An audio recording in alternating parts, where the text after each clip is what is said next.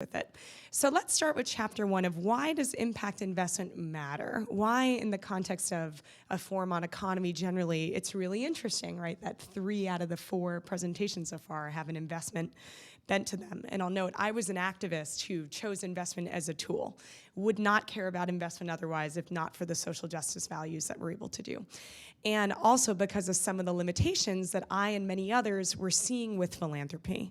And I want to note in the context of this conversation, you might be sitting here going, well, I'm not a philanthropist or I'm not an investor, but any of you that have a pension fund that graduated from a university, which control $400 billion nationwide, are affiliated with a foundation in some way, we're all investors, we're all philanthropists. This applies to all of us through some institution or another.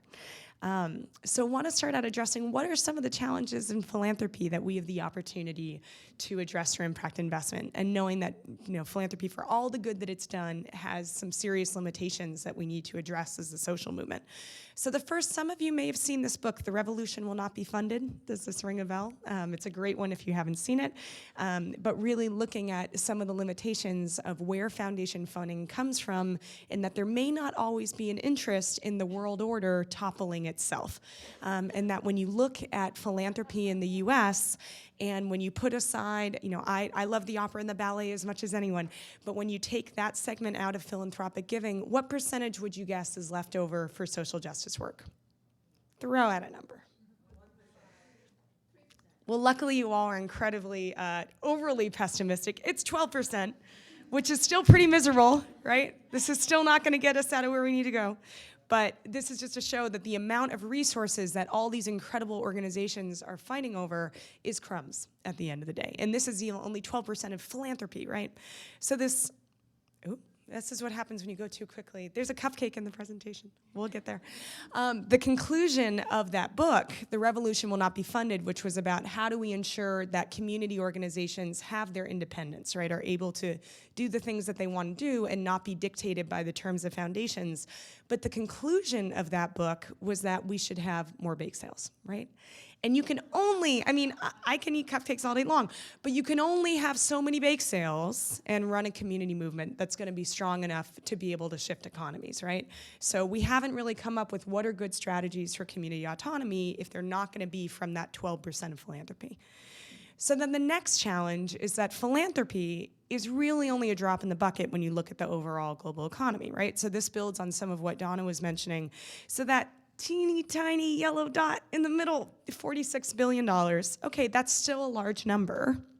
But when you compare that to the $196 trillion in global capital markets that circulates every year, right, a renewable resource, this is like the ultimate David and Goliath, that I have that 46 million that's trying to fight back against an economy that is completely dwarfing it. So if we're only playing in that little circle, then we're not going to get to that broader change that we need. And this leads to the other question, even within that little circle of philanthropy, we're only working with 5% of our resources, right? Foundations are only required to give away 5% of their assets a year. And I just want to note, think of any other industry. Imagine that I'm the CEO of Chevron down the block in Richmond, and I spend 95% of my time building yachts and 5% of my time exploring oil. What is my board going to say to me? You're out of here, right? So in any other industry, when is it acceptable to use 5% of your resources towards your stated mission? The fact that we sort of let this happen is pretty preposterous. And when you think about, Goldman Sachs or the average financial firm doing 1 or 2% a year in corporate philanthropy, and a foundation that manages its money and then gives away 5%, you know what? It's really not all that different. So are these financial management firms that happen to have a slightly larger CSR program, or are they actually foundations working for the public good, right? And how do we really work to leverage that 100%? If not, we're really missing the boat. Then this leads to another real challenge, that foundations are often working at cross purposes in terms of their investment and their programmatic work. And one of the great examples that I'm sorry to say is incredibly dated because it hasn't improved is from the Gates Foundation. This was a series of articles in the LA Times, I want to say back to 2001. that was recently updated, and it went systematically through their programmatic areas and their investments. So the Gates Foundation puts $218 million into health programs in the Niger Delta to deal with all the health problems caused by the oil companies. And at the same time, it invested $423 million into the energy companies that caused the problem, right? So this is like, eating cheeseburgers all day and then taking a pill at the end and hoping that solves the problem. You can't invest twice as much money in the problem as the solution and expect that you're going to come out on top, right? Pretty basic math. But we see this happening all the time if foundations are investing, or individual philanthropists, I'd say as well, or individuals. If 95% of our resources goes into the bad and then we just donate a little bit to the good, right? It's not the sort of integrated approach that we need. So this is where impact investment becomes this really interesting solution. And this is the classic definition from the Rockefeller Foundation, that investment with an intention to generate social and environmental impact beyond the financial return. So it's sort of, as you would say, have your cake and eat it too. You can still, and I think in the context of things like pension funds, it's important to not say that financial return is bad, right? Financial return is how we're able to support ourselves, how we're able to do more great philanthropic work. But let's make sure that in the meantime, that our investments can actually maximize the social and environmental value in the process. Now, the good news is that this is happening, right? $9 billion committed just in 2013, but still only 1% of foundations. And I don't know what the stat is for individuals, but let's say there's still limited presence of capital that really has these strong social and environmental justice values embedded. And ideally, if we do this, it's a great way of being able to get resources back in the hands of communities to be able to generate productive projects. So going back to the revolution will not be funded, and how do we do things that are not just bake sales, right, of being able to generate much more resources for communities, being able to create that community leadership for projects, and then hold the economy accountable to all of us, right? So this is the grand vision, this is the grand promise for impact investment. And then the challenge, as I switch presentations here, is how you actually do that, right? How do we actually ensure that we're having the impact that we want? And I should note my background, let's not go too quickly. My background is that I had started an organization called the Responsible Endowments Coalition. It's 100 college campuses across the country looking at the $400 billion that schools manage in their college and university endowments. So every time that you get that letter in the mail asking you to donate to your alma mater, great, go ahead and donate, but ask them, how is my money being managed in the process, right? That this is an incredible resource that we have. From there, I was asked to start an investor network called Tonic, which supports 60 investors globally, putting $100 million to work in early stage investments.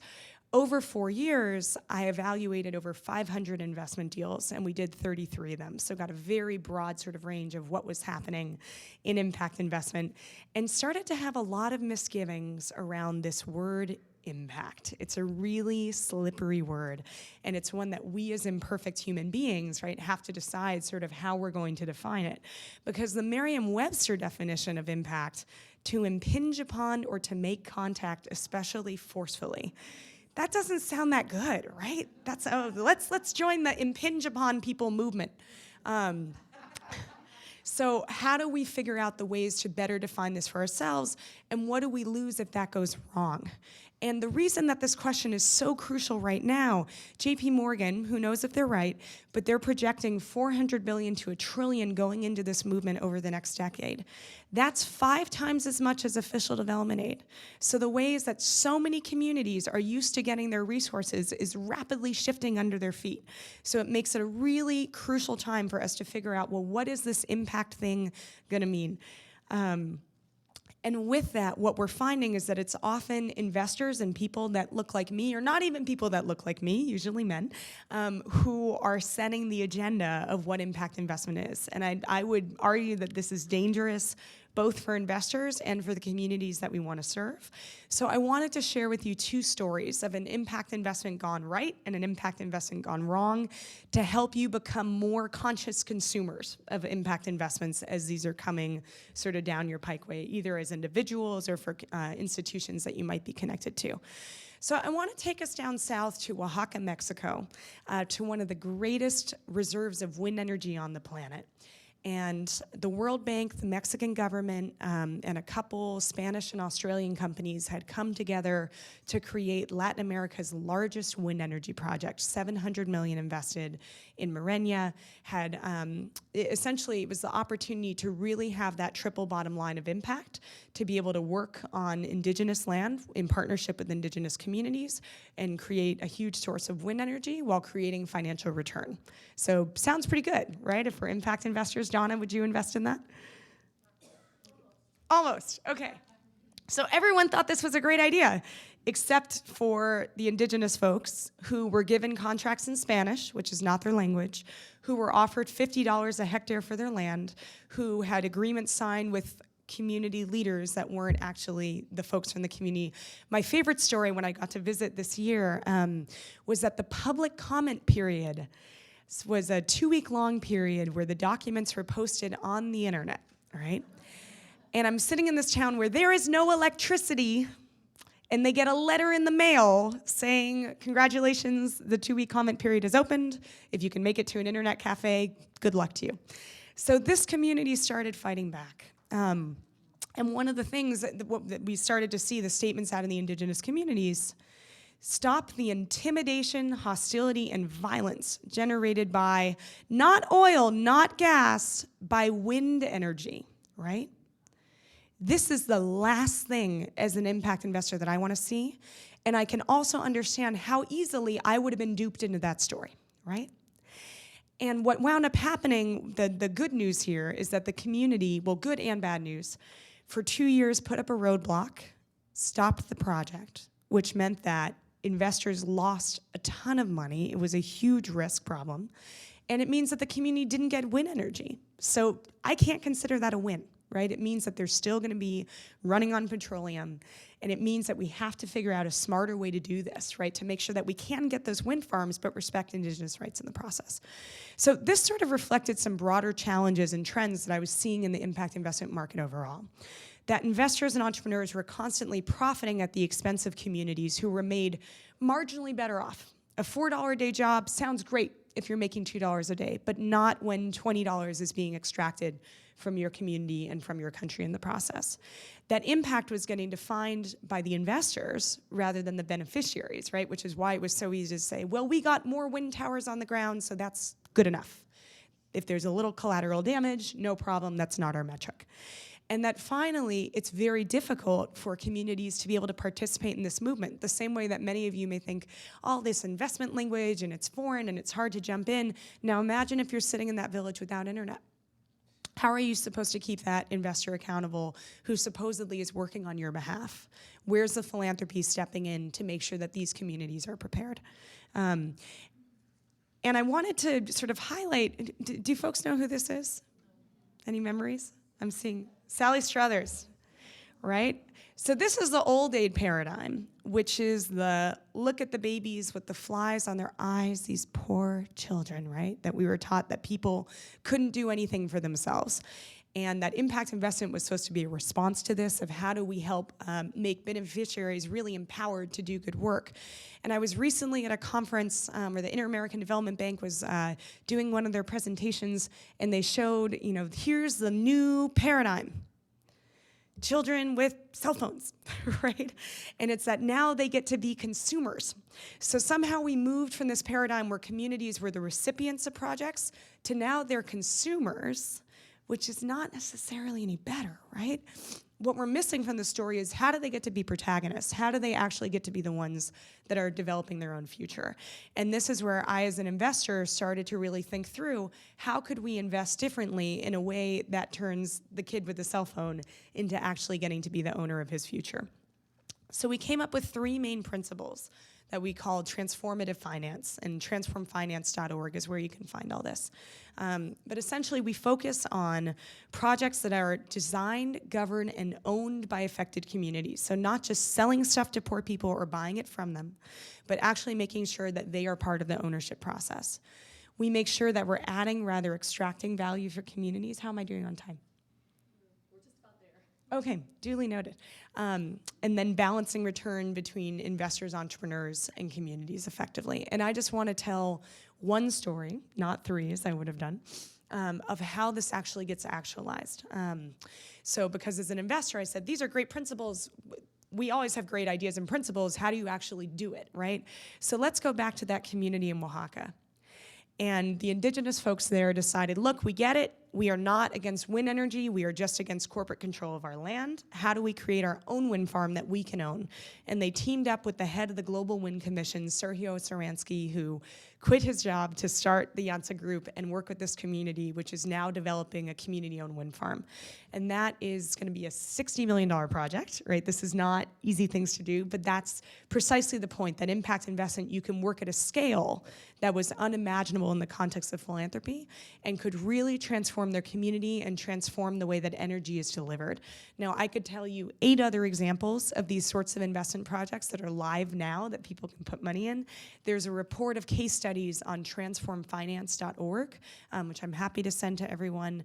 And then my firm is Pi Investments. We're a single family office that's investing in these types of projects. So at any rate, just want to conclude on, and I can leave the URL here,